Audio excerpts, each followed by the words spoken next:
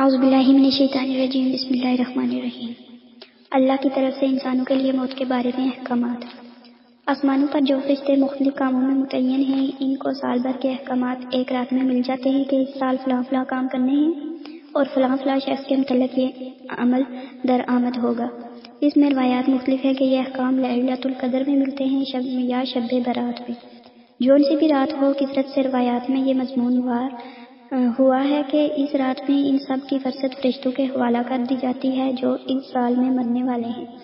دنیا میں آدمی نہایت غفلت سے اپنے لہو و لعب میں مشغول ہوتا ہے اور آسمانوں پر اس کی گرفتاری کا وارنٹ جاری ہو گیا ہے۔ اس کی موت کا حکم صادر ہو چکا ہے، جس میں نہ کسی سفارش کی گنجائش ہے نہ اپیل کی۔ نہ جو وقت اس کی موت کا تجویز ہوا ہے اس میں 1 منٹ کی تاخیر ہو سکتی ہے۔ حضرت ابن عباس رضی اللہ نے کی تفسیر میں ارشاد فرماتے ہیں کہ لیلۃ القدر میں لوح محفوظ سے ان سب چیزوں کو نقل کیا جاتا ہے جو اس سال میں ہونے والی ہیں کہ اتنا رزق دیا جائے گا، فلاں فلاں مرے گا، فلاں فلاں پیدا ہوگا، اتنی بارش ہوگی، حتیٰ کہ یہ بھی نقل کیا جاتا ہے کہ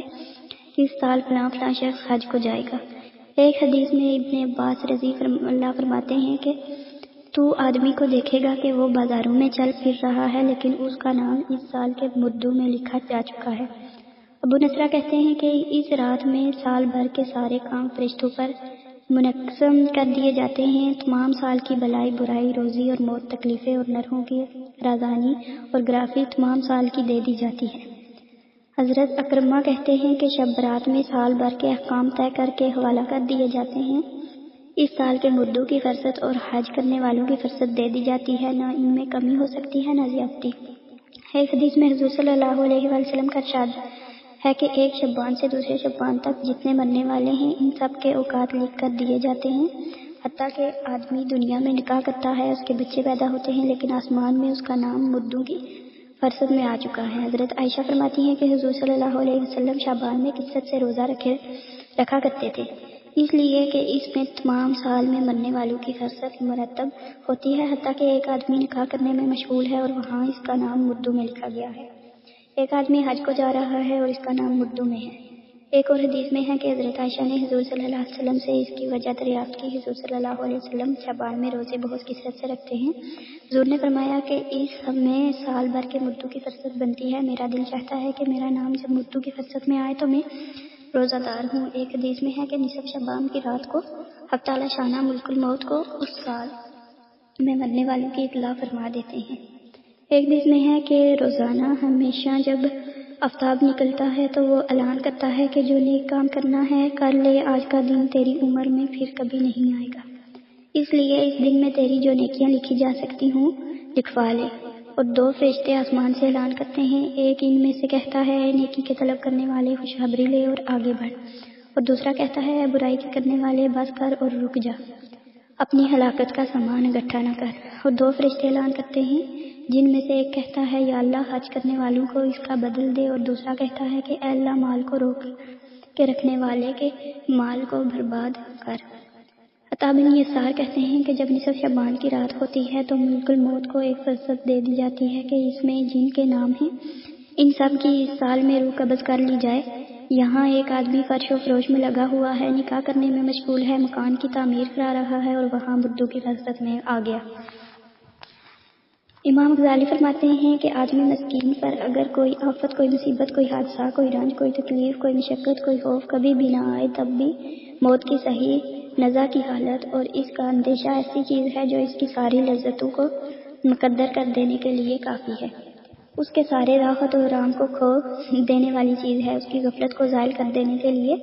اسی کا فکر بہت کافی ہے۔ یہی چیز خود اتنی سخت ہے کہ اس کے فکر اور اس کی تیاری میں آدمی کو ہر وقت مشغول رہنا چاہیے، بالخصوص ایسی حالت میں کہ اس کا وقت معلوم نہیں کہ کب آ کر مسلط ہو جائے۔ ایک حکم کا قول ہے کہ رسی دوسرے کے ہاتھ میں ہے، نامعلوم کب کھینچ لے۔ حضرت لقمان کا ارشاد ہے اپنے بیٹے سے ہے کہ موت ایسی چیز ہے جس کا حال معلوم نہیں کہ کب آ پہنچے، اس کے لیے اس سے پہلے تیاری کر لے۔ اور واقعی بڑے تعجب کی بات ہے کہ اگر آدمی انتہائی لذتوں میں مشغول ہو، لہو و لعب کی اونچی مجلس میں شریک ہو اور اس کو یہ معلوم ہو جائے کہ ایک سپاہی اس کی تلاش میں ہے، خود کسی جرم کی سزا میں اس کے 5 کوڑے مارے گا،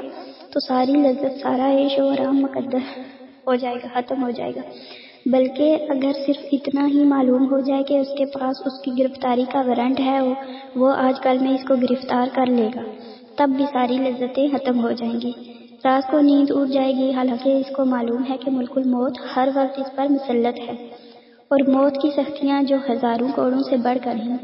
اس پر مسلط کرنے والا ہے، پھر بھی ہر وقت اس سے غافل رہتا ہے۔ یہ جہالت اور غرور کی انتہا تو اور کیا ہے؟ یہ جہالت اور غرور کی انتہا نہیں تو اور کیا ہے؟ حقیقت یہ ہے کہ موت کی سختی کا حال وہی جانتا ہے جس پر گزر چکی ہے۔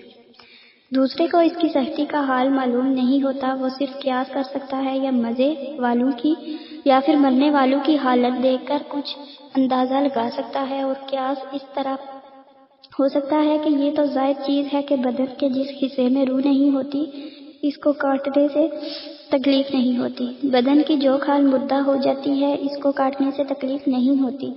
لیکن جس عضو میں اور جس حصے میں جان ہوتی ہے اس میں سوئی چبونے سے یا اس کے کاٹنے سے سخت تکلیف ہوتی ہے۔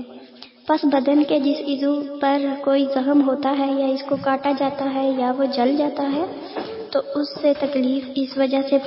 پہنچتی ہے کہ روح کو اور زندگی کو اس حصے بدن سے تعلق ہے،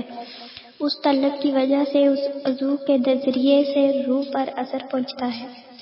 اور روح سارے بدن میں پھیلی ہوتی ہے، تو ہر عضو میں اس کا بہت تھوڑا سا حصہ اثر کیے ہوئے ہے، اور جتنا حصہ اس عضو میں ہے اسی کے بقدر روح کو تکلیف پہنچتی ہے۔